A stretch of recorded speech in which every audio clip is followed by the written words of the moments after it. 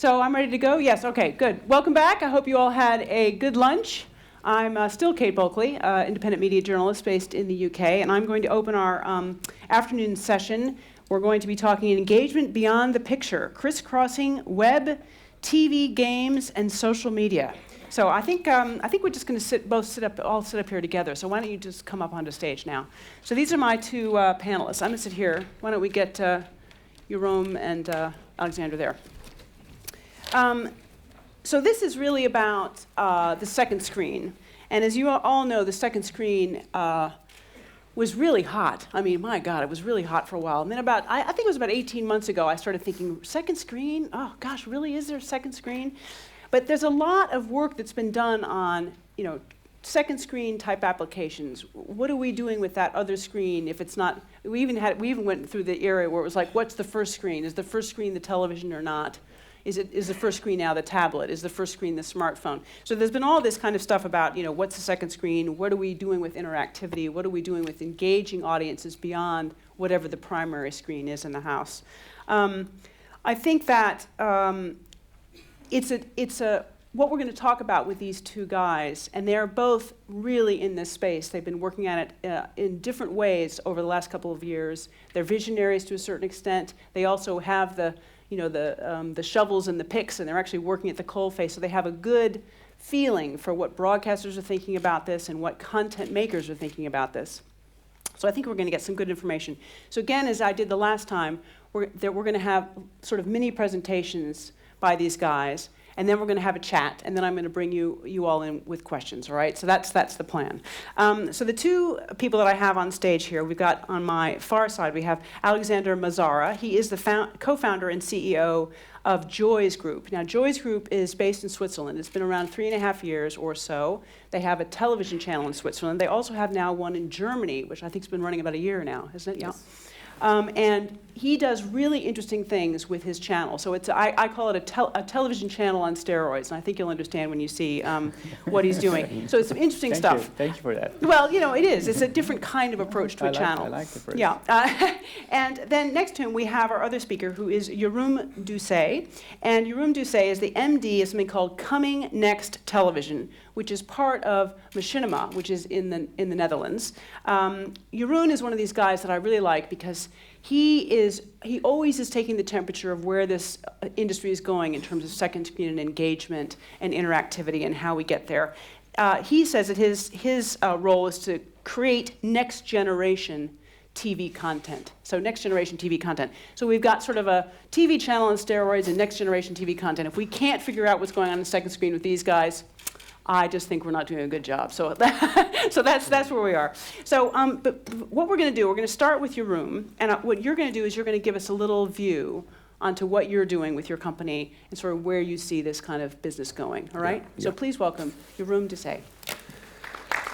Thank you, Kate. It's a very, very kind introduction. Let me bring up some slides.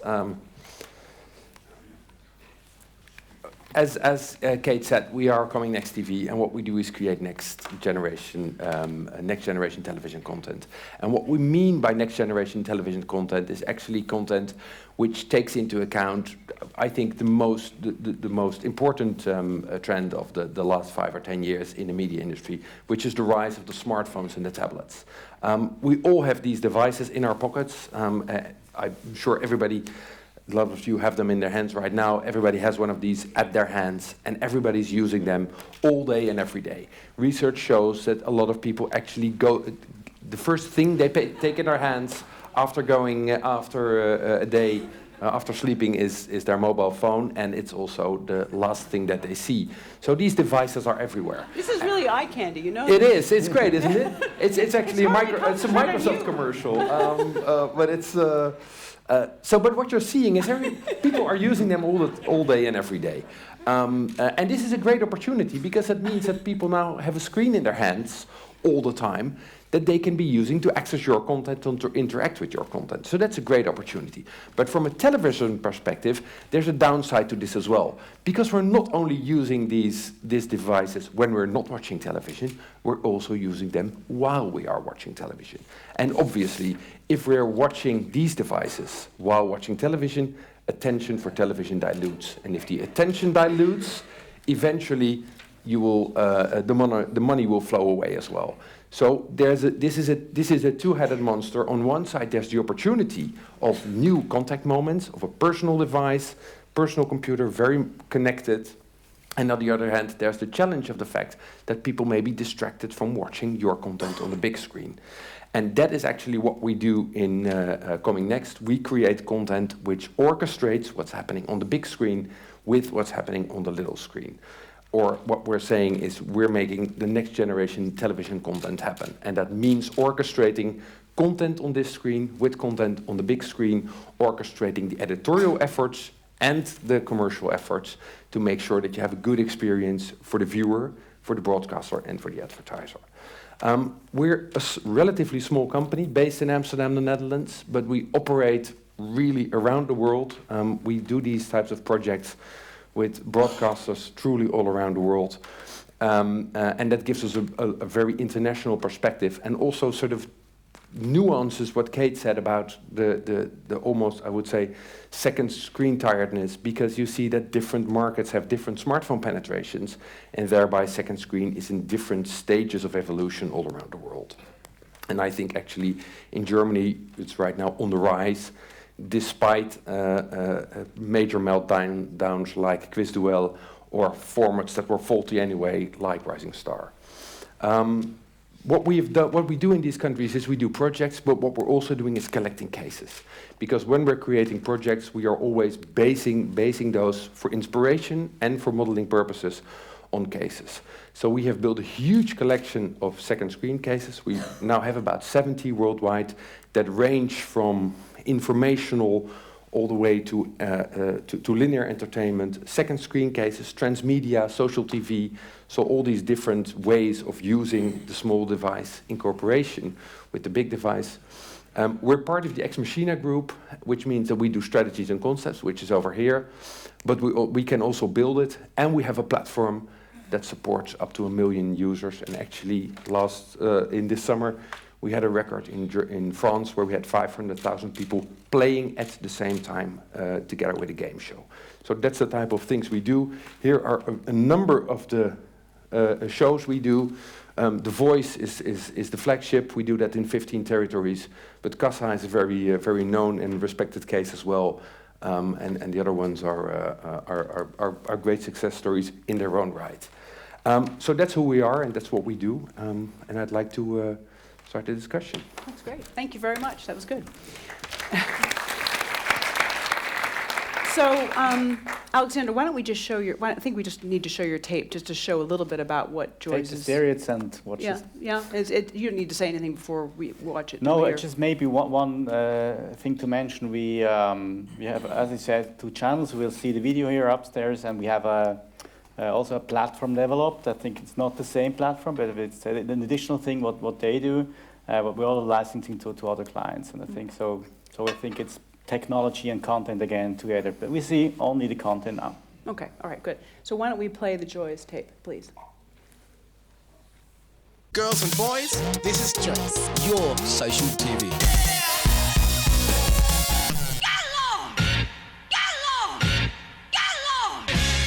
joiz brings together television, internet, social media and mobile platforms in a way that truly reflects how young people live today. Hello, Rita, how are you? I'm okay, I like your lips. The users are in the middle of it all, via chat or Skype. They can interact on their computers or tablets or via the smartphone app.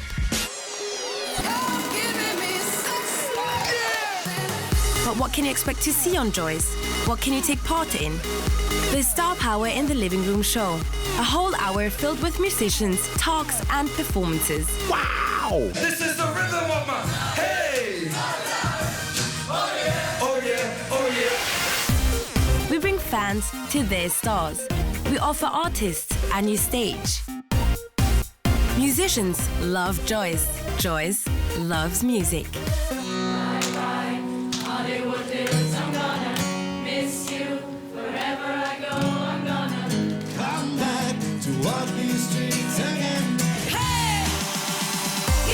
There's also daily news, talk shows, cooking programs, travel series, fashion, politics, and reports on all the latest trends from the web. The Wanted! And of course, there are concerts from some of the world's biggest names, as well as up-and-coming acts. Evolution. joiz is not only reinventing entertainment for youth audiences, we are working together with advertisers and sponsors to create TV formats that connect brands and young people in unique and new ways. That red button feature we told you about, it can also support advertising or sponsorship campaigns and promote deeper levels of engagement.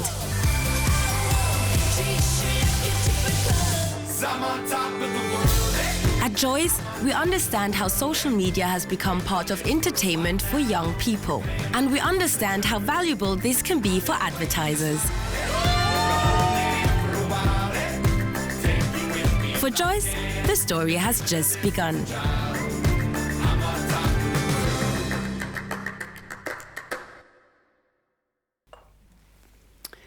Okay, so interesting tape. So I'm going to devil's advocate question. Devil's advocate question. In some ways, it looks a little bit like MTV. You know, it looks like MTV from the 90s. Why is it different? Tell us why it's socialized TV. What is it? What's the platform? Talk about the technology that goes with it. Yeah, I think the basic difference that looking 20 years ago is that we have today sort of social media outside and there's a dialogue. Right. And I think TV and broadcasters, typically they broadcast and they don't care what people are saying outside. And this, I think, in this age, that's a big mistake.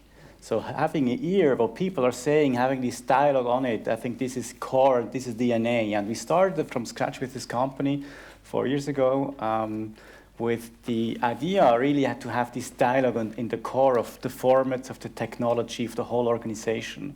And I think that takes a lot of different approaches, how to produce content, how to tell stories on different platforms.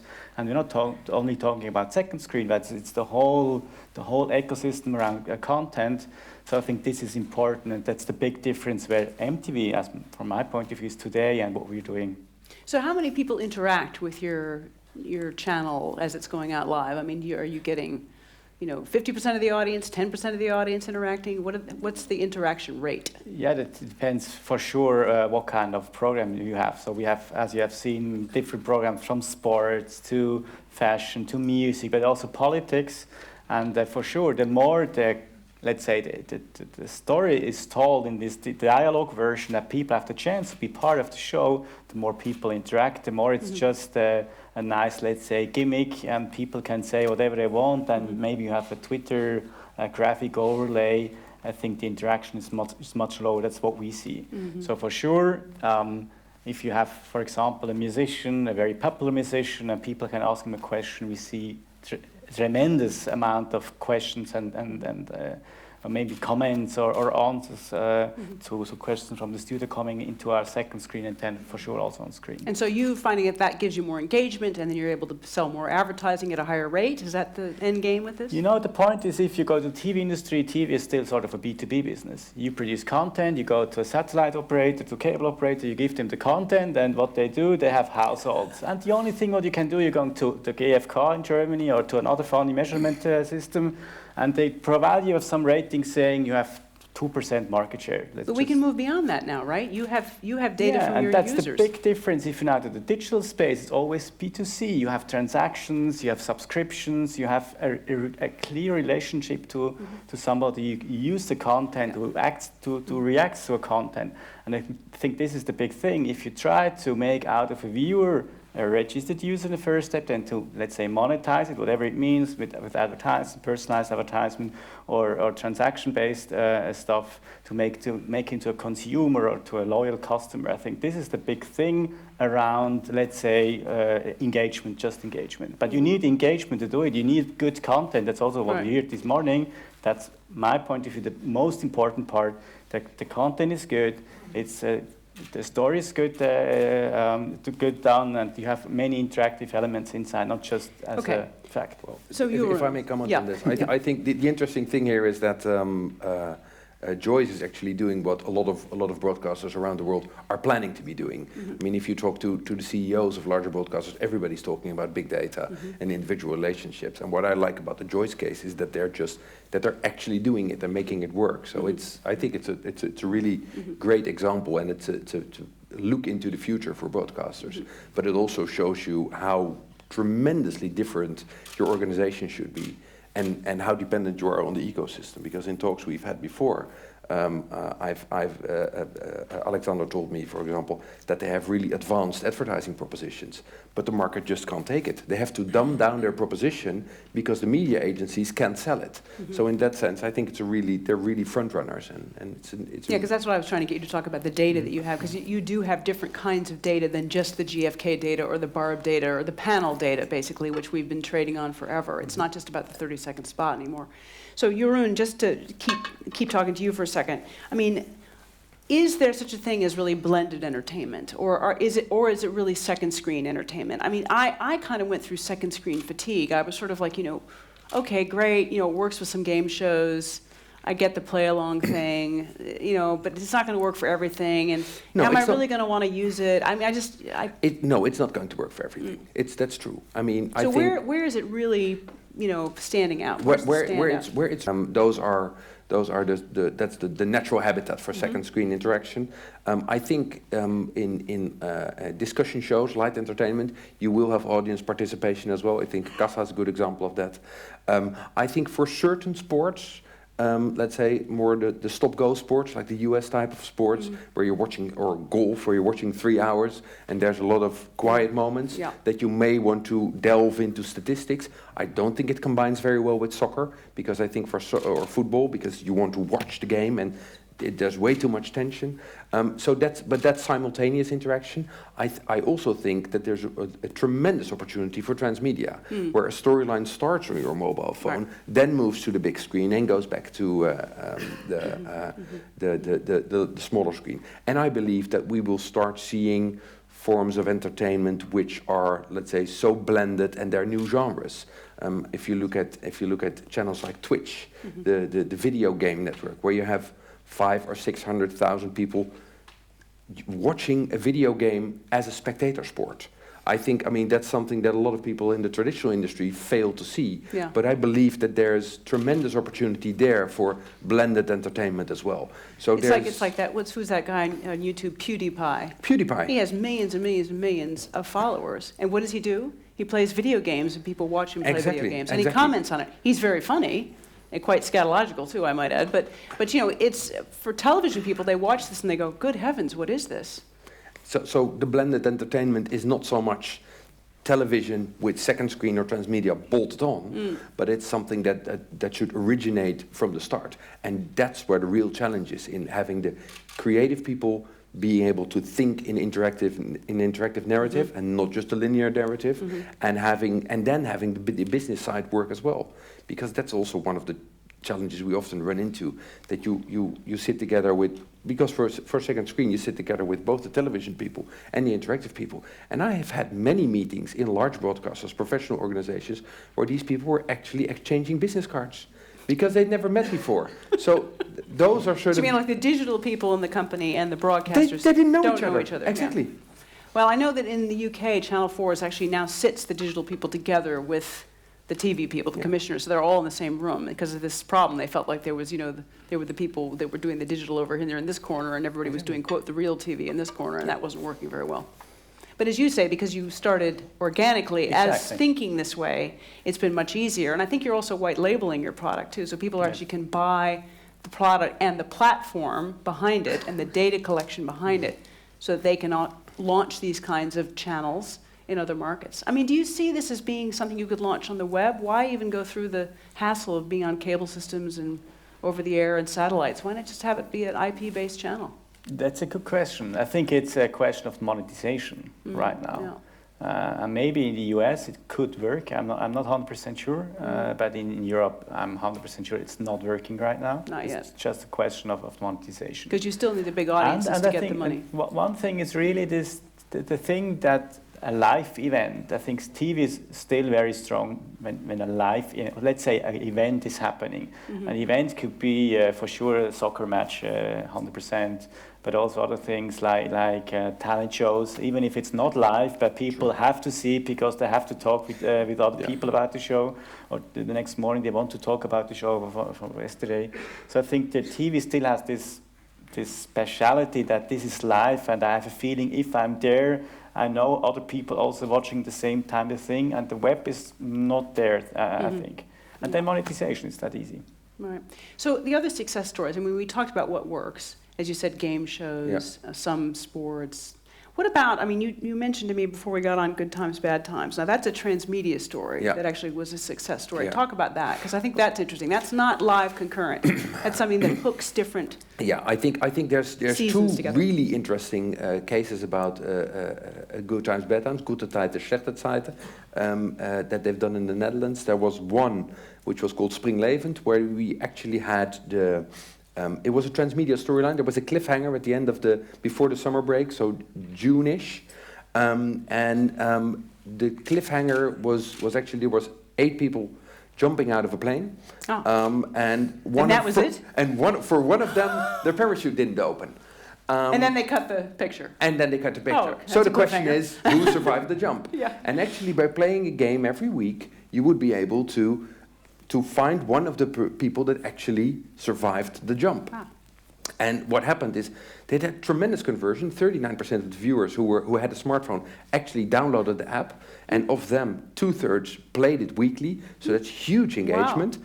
But the real benefit was that usually the Good Times, Bad Times ended at 1.8 million viewers in June, and then picked up in September again at 1.6. But here, instead of having 1.8 and 1.6, it went from 1.8 to 2.2. So you had an uplift of 25%, which continued for the remainder of the season. So, and on a daily soap opera in prime time, that's millions of euros in advertising revenue. So I think those types of storylines, those types of approaches, really work well. But what you see here also is that this has been carefully planned. A year before actually the season would end, they started shooting it. It was a complex production. It cost a lot of money, and there was a lot of discussion about who should actually pay this. Should the digital department pay it, or should the television department pay it? And who was actually the father of the success? So those are the. What did they decide? Who paid in the end? In the end, the CEO said it's a big success, so I'll pick up the bill. That's how these things go, right? And he also became the success as well. And then he took it from their budgets anyway. So no, but yeah. So that's one way to monetize it, because it increases engagement, better advertising rates. Yeah. How about sponsorship and branded content? Because you've done a little bit of that. Can you give a little view on maybe one that you did that worked? Yeah, we do many things on branded content on different stages, small things, big things, like I've seen maybe at the Brandenburger Gate here in Berlin. We have done last year with 700,000 people, Coca-Cola together, something very big at the Independence Day here in Germany. It's always the same. For sure, they want to be on TV and they want to engage with people. So engagement is typically they're interested in engagement with their brand, with their service, with their product, with their ideas. And reach for sure is also important, but typically it's engagement, something what they want to do. So it's not only TV. So typically in this age where we are, for sure there's also websites, there's second screen, there are apps, there's YouTube, there's Facebook, there's Instagram, there's Google+. So they're trying to get you trying to create something that will throw people to those other places? Exactly. So the point is that you have to follow the people where they are, where they today consume content. It's not only on the linear TV, but it's content what you produce, and you have to plan it. It's so-called transmedia storytelling. So you start somewhere, you follow the content, and for sure you have to measure it. So we also developed sort of measurement system to do that. But I think the interesting thing also for creative people is that it's more complex than before. It's more complex than just to say we do a live transmission for this event, 7 hours in front of the Brandenburger Gate, for example. That's a, let's say, very easy thing for TV producers. They start there and they end after 7 hours. You have some hosts, you have some musicians, you have some interviews around. That's very easy. But you do it very interactive on different platforms.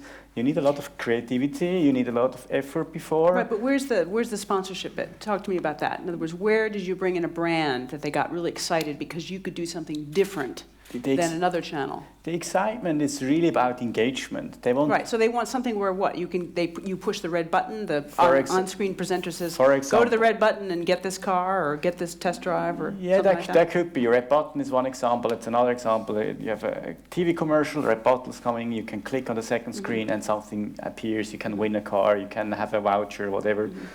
So they get engagement. They get a lead instead of only get a view. Right. This is something. But also, I think if branded content, it's more engagement with the advertisers, because I think in the industry, two things are coming much more. One is data driven. This you see that on online, by the way. Anyway, everything is going into data, and the other thing is going into branded entertainment or native advertisement.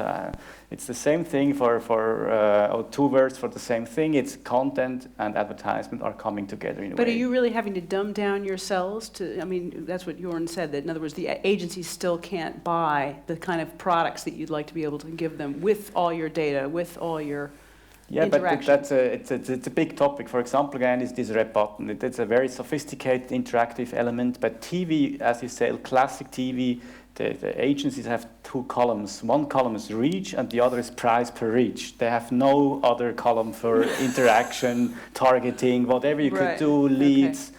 So if you say we have 200,000 leads, they say, I can't use this. I have two columns, reach and price. I'm so sorry for that. Okay. So even if it's a big value for the clients, it's useless, absolutely useless. So what we do is we're saying just the price is 25% higher.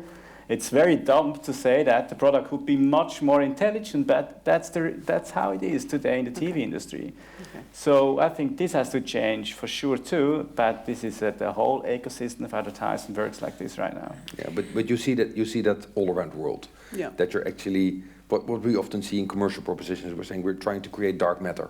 We're trying to create something. We're trying to create elements in a commercial proposition which are not very easy to price. So you can create one package which consists of a second screen and a first screen call to action and some prices and an email campaign and you're creating one big bundle and then you attach a price to it, which is far difficult to take apart by a media agency than when you just take the line items that they would like to have. Right. And by creating this dark matter, you effectively start pricing the premium that you get for much better engagement and higher impacts. And who does that? Is that something you would do, or is that something the broadcaster has to do out of their ad sales department? We tell them how to do it. Yeah, that's what we do. We work both on the creative side and on the commercial side, and we help them put a package like this together. Because also here the challenge is the digital department gravitates towards they have another column which says clicks. So they try to put everything in one of those two columns. But if you do that for second screen where your reach is relatively low, but your engagement is really high, you also end up with crappy propositions. Right. So we tell them, effectively, we put together the digital people and the television people. We say, we make one nice big fruit basket, and we're not starting to weigh the individual grapes and apples and bananas. Right. Good idea. Let me open up to the audience. Does anyone have any questions for these guys? We've talked a little bit about what works with second screen, some of the different shows that it works with. We've talked a little bit about the monetization opportunities, some of the issues around monetization. Is there any other questions? There's one there in the middle. Keep your hand up so you can see. Yep, there it is. And if you can tell us who you are, that'd be great. Sure thing. Good afternoon. My name is Sven Bergman. I'm from the Film Academy Baden-Württemberg. I'm head of Studies and Technology of the Animation Institute. On a daily basis, I have to do exactly with your user group, young adults. What about us? What is the strategy for second screen engagement niche for 35 plus people? So anybody in the room who'd address this topic as well? Right, so not just for millennials, but also for older people is what you're saying. Yeah, okay, so are older people, I mean, we always think of this as being a millennial. I guess we think of this as being a millennial. Is it just millennials? No, it's not true. It's not true. I think it depends from territory to territory, how well evolved the market is. But what you're seeing is that tablets, for example, skew much older than smartphones. And you do see that if you have a simple voting system, if you invite users to do what they're doing in Casa, where you have people that can test products at home. They can test, they do a sausage test, and they tell you basically buy these 3 sausages and test them at home and rate them. And you see that there's participation also of 35 plus. And we shouldn't forget that 35 plus and even 65 plus is already using tablets and smartphones to book flights, do electronic banking and so on. Find restaurants, so there all is, kinds of things. although there is, I must say, let's say over 65, there tends to be, but that's also a cultural thing I'm finding, there is also this sort of belief that if you're watching television and you're doing nothing else. But that's sort of I think that's very a cultural thing, because in the US that's definitely not the case. But I think in Germany and in the Netherlands as well, and also in the Nordics, people tend to have sort of a thing: are you watching television or are you doing something else? And you can't sort of multitask. Is that answering your question? I'm 100% agree. Okay. Another question? Very hard to see. Oh, there's one. Sorry, there's one right here.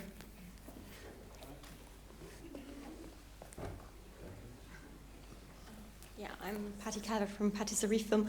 I mean, you could also attach directly not only leads but also shopping systems, no? We do. Okay. No, and I mean, you bundle all that in a 360 campaign, then a cross-media campaign. I have to say we learned last year a lot how to integrate payment system and different shopping baskets into one. It's technically not that easy, because at the end of the day, I would like to integrate all e-commerce shops worldwide into our system. That would be the nicest thing, but it's, as I said, technically not that easy. And we learned a lot. I think that's the big next thing, because if you go a step back, if you look what the e-commerce players of this world are doing, like Amazon, they're going into content. Why? Because they need content to sell more products. That's that easy. So why we as content users should not sell stuff what they do? So I think everything is coming together, and I know we're approached from all the big payment systems because they have the same issue. They want to go into content too, and till now it's the only thing with content and let's say e-commerce is today is subscription. So either you go to Netflix or to another system and you pay for content, but it's not transaction based on products. And I mean, I know there are a lot of shopping channels around. And I'm not 100% sure if they all of them already cracked the thing into the second screen, but it's a huge potential, I think, also for other products. It's a good but point. It's usability, you know, it's mobile. I don't want to give always my credit card, and it's one time inside and then I buy it. And if I can't buy it within 30 seconds, I'm off. And that's the point. It's really something very critical is usability. And I want to buy it now, and I don't want to go to my my basket there to take the credit card. I'm now here, and if I can't buy it now, I'm off. So it's really something very critical. It's usability, and it's very technical. It's a big issue. But if we don't figure it out, then Amazon's going to eat our lunch. They will, because they've got the e-commerce bit, and they're all they want's the content bit, which they're trying to figure out. Not very well so far, but we'll see. That's 100% sure. So we're working on it. You're working on it. We're doing the best. When are you going to have a first e-commerce product launch? We already launched one. We found out that we did some mistakes. That's how it is. That's how it is with innovation. For sure, for us, it's important not only to sell products, it's also to understand the customer. So it's not only having a transaction base that we can say we get a share of the revenue back. I would like also to know what people are buying, what they are looking to my content, and what kind of product. So it's a bidirectional interaction, and there's a lot of things. You need a payment system, you need a bank license to do that. So it's not that easy. Are you starting to do e-commerce stuff? We've done a couple of projects where we had the opportunity to purchase things. We've been particularly successful in that case with the lottery, where you would actually be able to watch the draws and then also buy a ticket there. That runs you into a whole different set of complications with legal issues and so on. Lots of regulation there, I'll betcha. But the good thing is it makes the ROI, so the payback of your application very, very visible, because if you're able to say, well, we sold 70,000 lots, that's great. So we've done that, and as Alexander said, what you're moving into then actually is is actually cross-screen user experience. You're trying to make a frictionless conversion from the big screen to the little screen. So you have make sure that the call to action is good, but that your landing page is also quite good. And that's where you see a lot of traditional advertisers go astray. Is they have sort of, they have Volkswagen, then they do a call to action to the Volkswagen site, and you go to the Volkswagen site, and and the first thing you see is the annual report or something like that. So I mean, that's, While you were just wanted to look at the Golf at the next model Golf. Yeah. So in that sense, there's a lot of issues or a lot of challenges there in cross-screen UX. Yeah. Is there another question out here? Sorry. Yes. No, I shouldn't see you there. My blind spot. Yes, who are you? Hi, my name is Michael Würfel. Hi. I'm doing books, actually. And my question is, does any of you have any vision for media without advertising? Well, there's already subscription. You mean subscription, yes. Subscription yeah, services? but it hasn't been mentioned on this panel. Okay, so, well, you mean in terms of second screen subscription type services? Well, it's been, it seemed like everything boils down to buying stuff and being commercial. And I mean, there is, at least in this country, still a culture of watching media, or let's say films or TV, that is free of advertisement and free of, like I say, selling your soul to big business. The BBC does a lot of second screen stuff, and they don't have ads. Okay, so it's not just ads that runs this. I think the reason we were talking a lot about advertising, and jump in guys, and sponsorship is because we're trying to think, if we're going to spend all this money to create these second screen experiences or these transmedia experiences, how do we monetize them, right?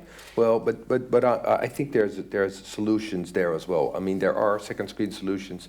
There are second screen applications which are paid for.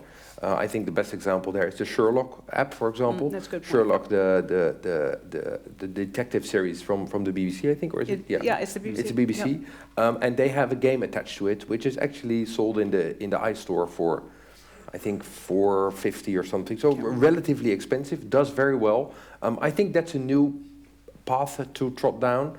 But what you're seeing is there's a let's say users first need to get accustomed to using the second screen interaction and so on, and then they need to get accustomed to the fact that they're actually also going to pay for it. And the willingness to pay differs very much from country to country. And I know that Germany in particular is very open to paying for content and having it advertising free, yet at the same time the advertisers are pushing very hard for second screen as well. So that's sort of it's a trade-off that a broadcaster or a publisher has to make. Mm-hmm. So that sounds to me, because that's exactly the thing. I mean, you're doing this whole development because of the pressure from the advertisers. No. No. We're doing it because there's an autonomous movement of people that they're picking up their mobile devices while watching television. And if you don't do anything, then the attention for television is going to dilute, and television is becoming less and less relevant. That's why you're doing it. This is not, and this is a discussion I have with many television makers. This is not a development you can steer. They're saying, "Oh, don't want to send people to the second screen." The problem is they are already on the second screen. You better make sure that you bring them back into your narrative instead of playing Flappy Bird, checking their Gmail, being on Tinder, what have you. Yeah. And this is the big debate when people make second screen applications is the second screen application going to actually bring them further away from the main screen or not? Will it truly be integrated or not? Yeah? And that's a creative issue as well.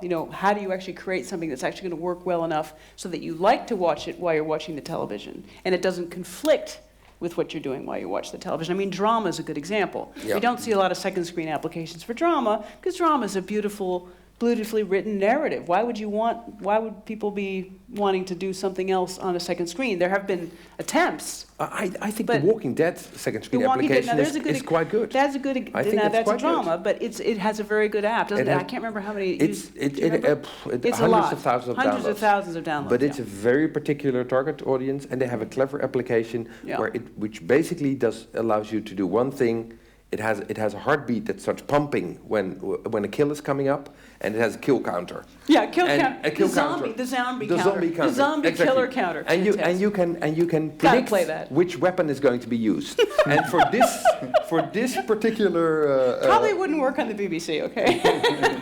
But it's on AMC, isn't it? Yeah. It's AMC. For AMC, it's been a killer app. So I've been told that we have to wind this up. So I'm gonna basically wind this up now. I think this is very interesting. Second screen is a huge area. That, as we've learned, it's concurrent, but it's also transmedia, stuff that goes in between when shows aren't on and helps bring viewers back in, like your good example with Good Times, Bad Times. So it's an interesting area. It's a developing area, and I think we'll all look forward to see what you do next with joiz, and also which projects you can actually bring to fruition and do next as well. So thank you very much to both of our speakers. Could you please join me in thanking Jeroen and Alexandra? Thank you so much.